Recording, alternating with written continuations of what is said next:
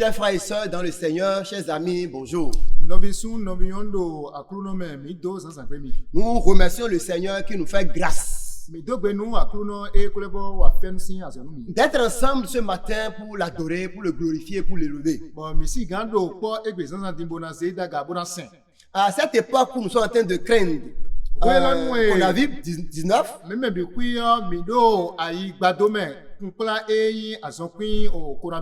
c'est un moment plus que jamais pour nous apporter davantage de notre Dieu.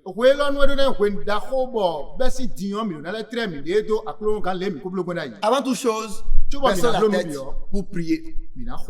Notre Dieu, notre Père, Dieu saint, Dieu véritablement grand, toi qui es adoré dans le ciel par les saints anges, toi qui sièges au milieu des louanges, toi dont le nom est Jéhovah, Jéhovah Rapha, parce que tu es un Dieu qui guérit. C'est pourquoi en ce moment où la santé a pris un coup dans le monde entier, Seigneur, nous invoquons, toi qui es Jéhovah Rapha, interviens dans notre vie au nom de Jésus-Christ.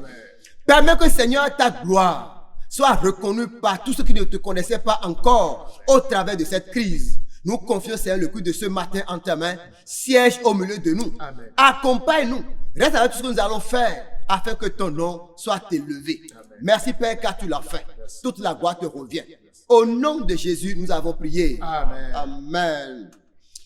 Nous allons continuer dans l'adoration avec l'accompagnement de la musique.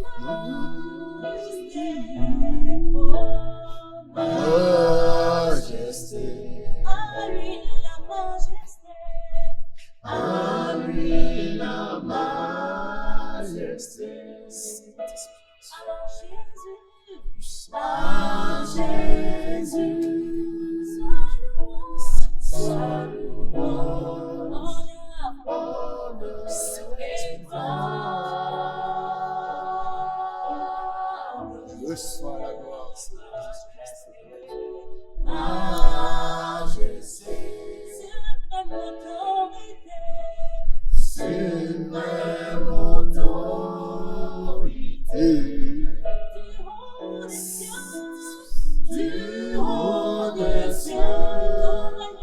Ton règne vient sur tous les saints.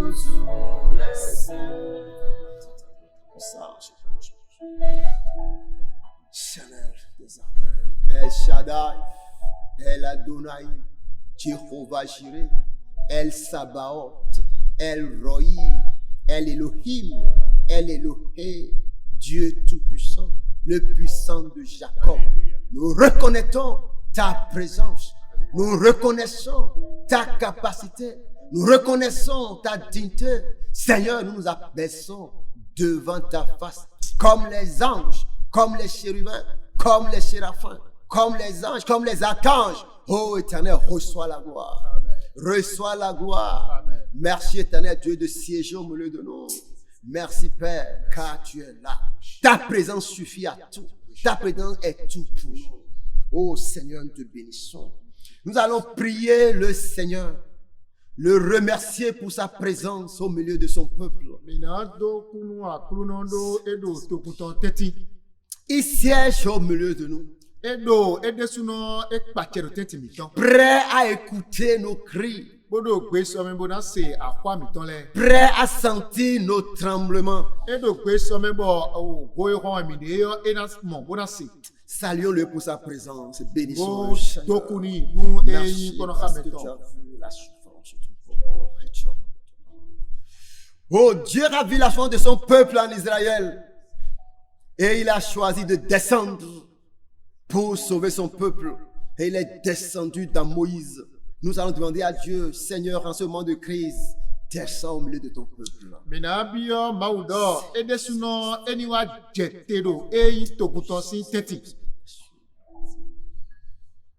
Nous allons prier pour des gens qui ont peur.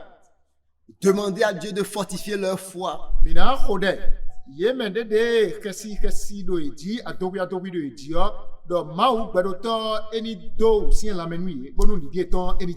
nous a quand même averti que les temps viendront et les temps seront difficiles. Alors ces petites occasions ne doivent pas nous effrayer.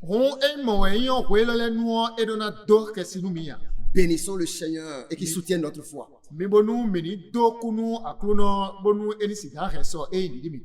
Parce que des personnes même pourront mourir même pas la peur de la maladie et non pas la maladie.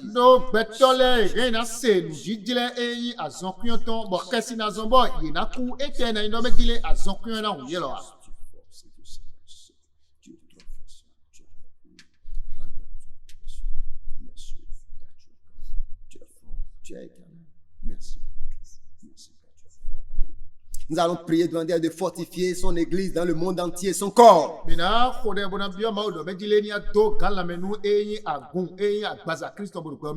Ça, ce corps ne peut jamais être ébranlé, jamais. Le monde ne veut que voir l'église et la suivre parce que l'église connaît là où le monde va. Dieu a prédit.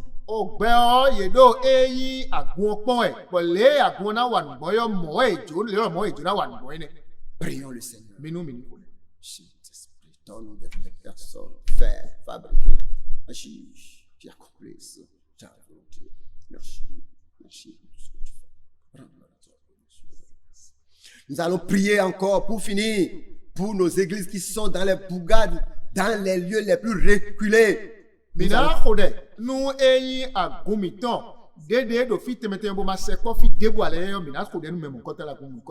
qui peut-être les membres n'ont aucune notion de l'hygiène, ils boivent l'eau qu'ils peuvent, l'eau de la rivière et tout, que le Seigneur les soutienne.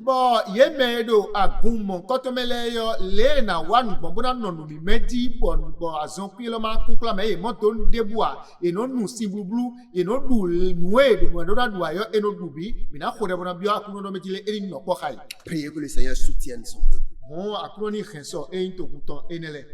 Avant d'aller à l'exhortation du jour, nous allons recevoir encore un chant de la musique pour accompagner ce message.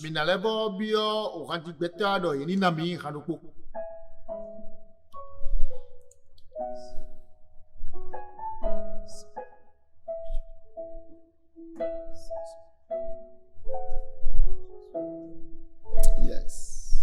Jésus, nous t'aimons plus. Plus haut, nous t'élevons plus haut. Jésus, nous t'élevons plus haut. Nous t'élevons plus haut. Nous t'élevons plus haut. Jésus, nous t'élevons plus haut. Plus haut, nous t'élevons plus haut.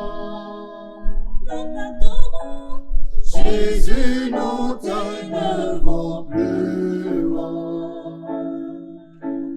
Plus haut, nous t'élevons plus haut. Jésus, nous t'élevons plus haut. Parle à ton peuple, Seigneur, Jésus. Nous t'élevons plus haut. Jésus, nous t'élevons plus haut. Plus haut, nous t'élevons plus haut. Chers frères et sœurs dans le Seigneur, une fois encore, nous vous saluons dans le beau et précieux nom de notre Seigneur Jésus-Christ.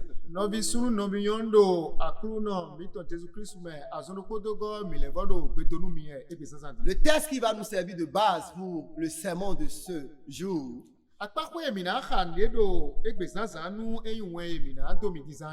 est tiré de l'évangile selon Marc,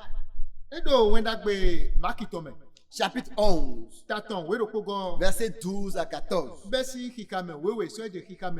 Je lis. Le lendemain, après qu'il fut sorti de Béthanie, Jésus eut faim. Percevant de loin un figuier qui avait des feuilles, il allait voir s'il y trouverait quelque chose.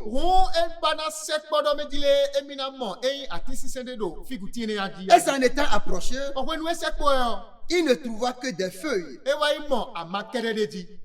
car ce n'était pas la saison des figues. Prenant la parole, Jésus lui dit que jamais personne ne mange de ton fruit. Et ses disciples l'entendirent. Le passage étonne un tout petit peu. Jésus travailla tout le temps et toute la nuit. Et il a dit que le lendemain, lorsqu'il fut sorti avec ses disciples de Béthanie, il eut faim. Le Seigneur eut faim. Et de loin, il aperçoit un figuier et qui avait des feuilles, c'était verdoyant. Et il s'approcha du figuier dans l'espoir d'avoir quelque chose à prendre sur le figuier pour manger. Et quand il fut là, il ne trouva que des feuilles. Pourquoi? Parce que ce n'était pas encore la période des figues.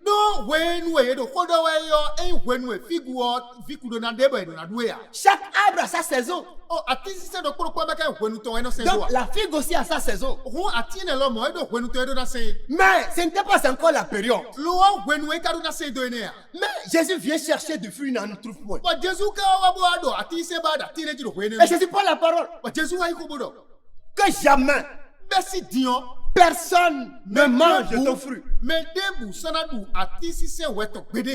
Le Seigneur ne savait-il pas que ce n'est pas la période des figues?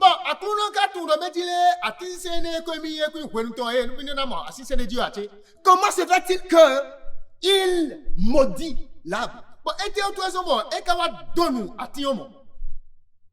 Est-ce que c'est juste? Lui qui a un Dieu juste, ne va-t-il pas exécuter la justice? Lui qui est miséricordieux, ne va-t-il pas faire miséricorde à cet arbre? Non, il maudit là. Et ses disciples ont bien entendu ce qu'il a dit. Et sa malédiction est allée droit dans l'arbre. Parce que le surlendemain, on constata que l'arbre était sèche jusqu'aux racines.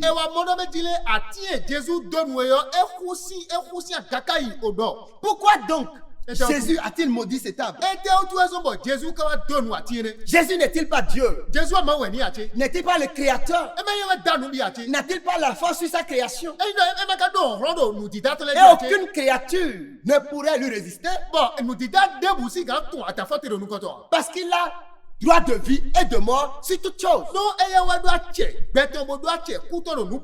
Et si c'est le cas, il peut venir quand il veut, comment il veut, chercher ce qu'il veut, quel que soit ce qu'il veut chercher, il doit en trouver. Mais il est venu sur l'arbre et l'arbre ne lui a pas donné de figuier. Alors il le maudit. Certainement qu'il y a eu alors un miracle bloqué. Cet arbre a refusé de permettre qu'un miracle passe par lui. Parce que Jésus a l'habitude d'aller cueillir là où il n'a pas semé.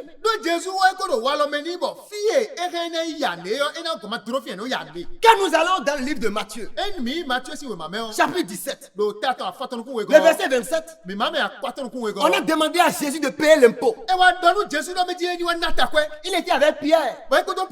Normalement, quand on te demande l'impôt et que tu veux obéir, tu mets la main dans ta poche. Ou si tu n'as pas d'argent, tu supplies et tu négocies. Et s'il n'accepte pas, alors tu peux aller passer de l'argent pour venir payer l'impôt. Mais là, si on demandait l'impôt à Jésus, il dit à Pierre, Pierre, va là, lance le filet. Tu attraperas un poisson. Le premier poisson ouvre sa bouche. Et dedans, tu vas trouver l'argent. Et tu vas payer nos impôts. Exactement. Pierre est parti. A lancé la maison. Il a attrapé un poisson. Et dans la bouche de ce poisson, il avait de l'argent. Et il a payé l'impôt. L'impôt de Pierre est son propre impôt. Alléluia. Est-ce que le poisson a l'habitude de manger de l'argent? Est-ce que Jésus a fait rendez-vous à un poisson de préparer de l'argent pour payer son impôt? Non. Il appelle l'inexistence à l'existence. Si Dieu dit oui, c'est oui. Quand il dit non, c'est non. Et quand il est parti sur le poisson, le poisson a accepté le miracle. Et on a eu l'argent. Et on a payé l'impôt. Le figuier a bloqué le miracle. Alors dans une deuxième illustration, dans le livre de Luc, 5e chapitre, les 8 premiers versets, Pierre et ses amis ont pêché toute la nuit. Ils sont des professionnels de la pêche. Ils ont passé la nuit. Le moment propice pour avoir le poisson. Mais ils ont travaillé en vain. Et Jésus vint. Et j'ai demandé à Pierre, passe-moi ta barque. Et il a utilisé la barque pour prêcher l'évangile. Et après avoir prêché, il dit à Pierre, avancez en pleine mer. Et lancez le filet à nouveau. Jésus dit, maître, toute la nuit, nous avons pêché. Nous n'avons rien trouvé. Mais nous avons tout fait. Nous sommes des professionnels. Mais on n'a rien trouvé. Mais sur ta parole, Seigneur, j'envoie. Et il envoie le filet. Mais dès lors qu'il a lancé le filet était rempli de poissons. Au point où le fichier se déchirait. Il a dû inviter ses collègues pour venir ramasser avec lui. Pierre, Jacques, Venez, aidez-nous. Ils sont venus aider. Alors, où étaient les poissons? Qu'est-ce était-il lorsque Pierre prêcha toute la nuit? Jésus, oui et amen. Sur la création, la créature et tout, oui et amen. Les poissons qui n'étaient pas là peuvent venir parce que le créateur les a invités. Oui,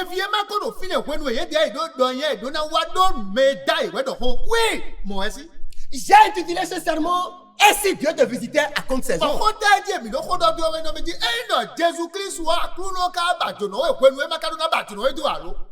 Parce qu'il visite à compte saison. Quand il a visité le figuier à compte saison, il n'a pas obéi. Et il a été maudit. Et si tu te visites à compte saison, peuple de Dieu, vous êtes dans une période de compte saison. Cette période où la maladie sévit. Cette période où la peur est partout. Cette période où certaines prescriptions bibliques ne peuvent être mises en application.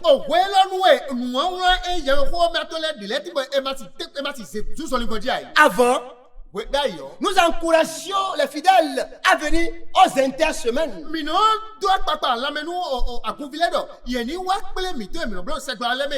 Et l'auteur de l'Épître aux Hébreux, dans le chapitre 10, verset 25, a dit: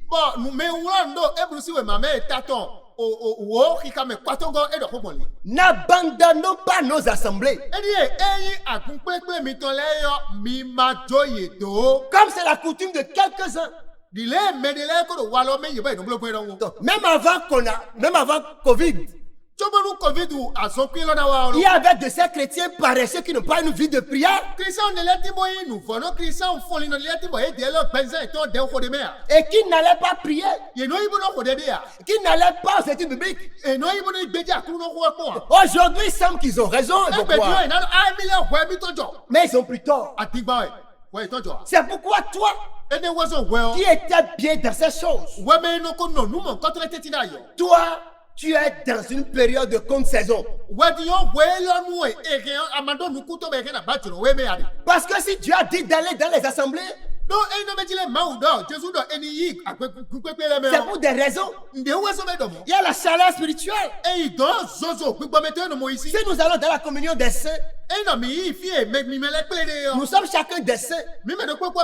Nous sommes des sanctuaires pour le Seigneur. Et nous savons prier dans nos maisons.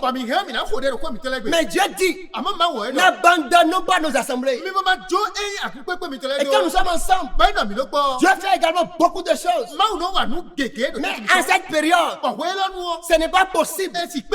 C'est dans nos maisons qu'on le fera. Alors tu es en temps de compte saison. Dans la même épître aux Hébreux, le verset qui précède celui que nous venons de lire, verset 24, a dit: veillez les uns sur les autres. Et c'est ce que l'Église fait. Quand nous sommes ensemble, nous veillons les uns sur les autres. Mais aujourd'hui, où qu'on a vu oblige, on ne peut pas être ensemble.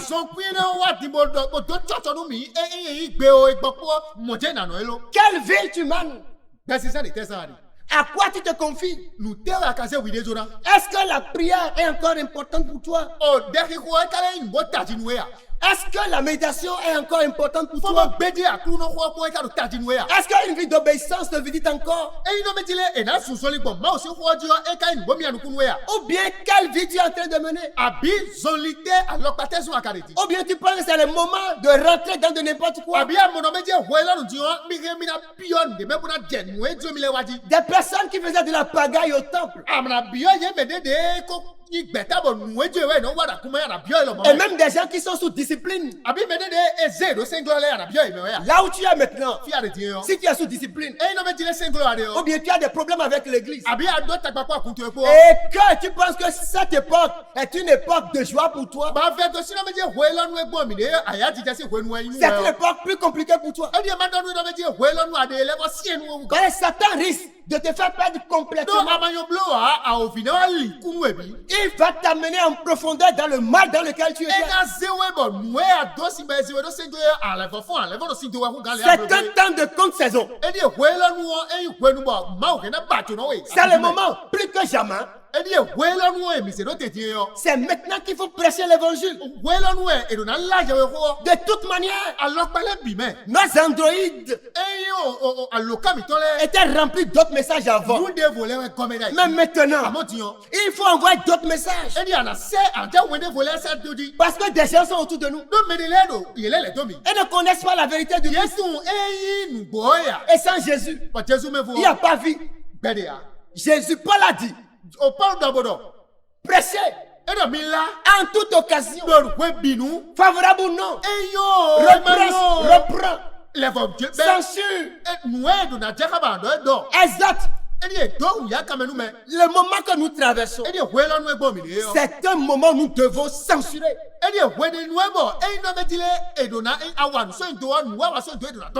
Nous devons prêcher partout et de toute manière. Mon frère, si Dieu te visite dans cette période, il te bénira ou bien il te maudira. Fais attention. Et sache que c'est une période de réflexion. C'est une période de se reconstruire avec le Père. Ne tombons pas sous le coup de la condamnation. Parce que dans Jérémie 48, le verset 10, Dieu dit, maudit soit celui qui fait avec négligence l'œuvre de l'Éternel. Si aujourd'hui, ce que Dieu te confie de faire, quel que soit là où tu seras, tu ne réfléchis pas à la manière de le faire. Et quand tu rentres dans la parole spirituelle, sous prétexte qu'il y a Covid, Dieu viendra te visiter. Et qu'est-ce que tu lui diras? Ce temps est un temps de contre-saison. Les choses ne sont pas habituelles. Elles ne sont pas telles qu'elles étaient. Tel que tu adorais Dieu, tu ne pourras pas faire de cette manière. Cette semaine, moi j'ai dû faire études bibliques en ligne. Je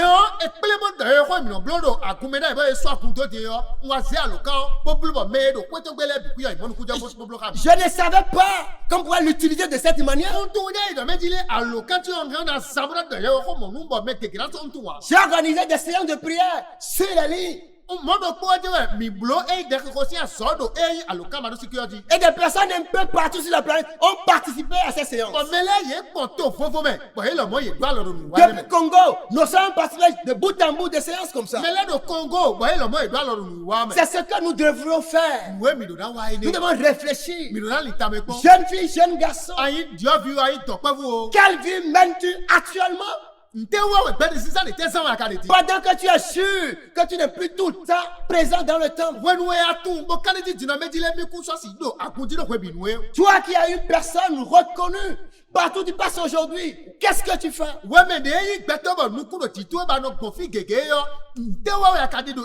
Cette période est une période propice pour l'évangile.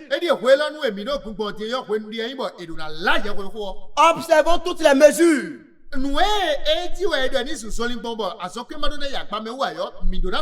Faites attention à tout ce qu'il faut faire. Mais partout où nous passons, la parole doit être l'élément premier. Chers frères et sœurs dans le Seigneur, le Seigneur te visite. Le Seigneur nous visite. Mais à contre-saison, qu'est-ce qu'il viendra voir? Et qu'est-ce qu'il dira? Qu'est-ce qu'il fera de toi? Que le Seigneur vous bénisse. Nous allons avancer avec le chant de la musique.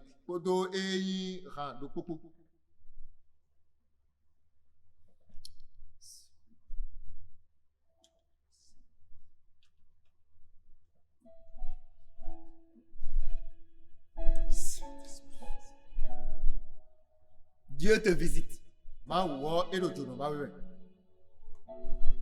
Dans quoi es-tu actuellement? La voix du Seigneur m'appelle, prends ta parole et viens sur moi. Je réponds, Sauve fidèle.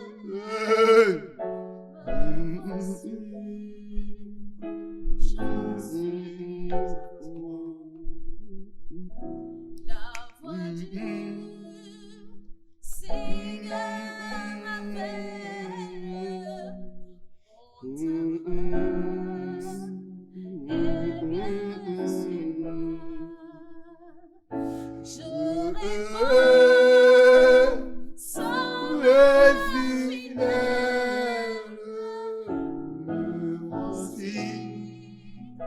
Je vis à toi jusqu'au bout. Je veux te suivre dans les bons, mauvais jours. À ta peau, mourir et vivre. À toi, Jésus, pour toujours. Jusqu'au bout, je veux te suivre. Les bons, les mauvais jours. À toi pour mourir et vivre. À toi, Jésus, pour toujours. Jusqu'au bout, je veux te suivre. Les bons, les mauvais jours. À toi pour mourir et vivre. À toi, Jésus, pour toujours. Notre Dieu et notre Père, Dieu puissant, vrai et véritable, toi qui es l'insondable, l'incontournable, l'inégalable, nous te bénissons. Nous savons, Père, que tu peux visiter en saison comme à contre-saison. Mais ce moment de l'humanité, nous sommes en train de passer une période de contre-saison. Nous savons que tu nous visites, que tu es en train de passer. Dans nos confinements, dans nos endroits cachés, tu viens nous visiter. Père, nous te prions. Donne-nous la grâce éternelle, Dieu, d'être trouvé fidèle à toi au nom de Jésus. Amen. Oh Dieu puissant, tu as dit, n'abandonnons pas vos assemblées. Mais voilà, Seigneur, cette pandémie qui vient forcément confiner ton peuple. Éternel Dieu, dans nos retranchements, Père, apprends-nous à garder un cœur attaché à toi. Amen. Tout ce que Satan voudra faire, éternel Dieu, en cette période, pour nous disqualifier, pour se plaindre de nous devant toi, éternel Dieu, soit voué à l'échec au nom de Jésus. Amen. Dieu vrai, nous confions ton corps entier sur la terre, sur la planète entièrement. Il crie à toi, nuit et jour. Père, écoute nos prières. Amen. Dieu puissant, Dieu vrai. Nous voulons te bénir. Et nous voulons continuer à te bénir, quelles que soient les circonstances. Nous voulons être, éternel Dieu, comme ce poisson qui a donné, Seigneur, le stratagème en son temps au nom de Jésus. Nous voulons être, éternel Dieu, cette mer, éternel, cette rivière qui a donné le poisson que tu voulais en son temps. Nous ne voulons pas, éternel Dieu, ressembler à ce figuier sur lequel tu as manqué, Seigneur, des fruits. Nous ne sommes pas de la perdition. Nous sommes des enfants de la bénédiction. Père, bénis-nous, éternel Dieu. Amen. Maintenant que nous finissons, Seigneur, ce culte, nous voulons nous confier en ta main. Le retour des enfants, éternel Dieu, soit avec eux. Amen. Bénis chacun et tous, afin que, Seigneur, ta gloire se répande partout dans nos vies, au travers, même dans l'expansion de ce virus, éternel Dieu. Amen. C'est à toi de l'arrêter pour que l'on puisse sentir que tu es avec nous. Père, nous te bénissons parce que tu l'as fait. Toute la gloire te revient. Au nom puissant de Jésus. Amen. Merci Merci, Seigneur. Seigneur. Chers frères et sœurs, nous voulons vous dire merci Oh, novesu no mi no mi dona do gbemi. pour avoir participé à ce culte d'adoration. Do mi desu no mi do alodo sisen elome. C'est important pour nous de continuer à marcher avec Dieu malgré les circonstances. Edo tajinu mi bonu zonli ezun kodo akuno po emi ne yo ve debu na do wa we mi lebodo no ko do zonli. Konaviv ne pourra jamais arrêter notre marche avec le Seigneur. Azon queen barabara elo esi do e zonli zuzu mi to kodo akuno po tepedea. Nous allons recevoir la grâce pour partir. Que l'amour de Dieu le Père, Jéhovah Rapha, Dieu qui guérit, que la grâce du Seigneur Jésus-Christ, qui a sauvé l'humanité, et la conduite du Saint-Esprit, soit avec chacun et nous accompagne dans cette période et nous assiste et nous protège et nous garde. Au nom de Jésus. Amen. Allez dans la paix du Seigneur. Merci, Seigneur.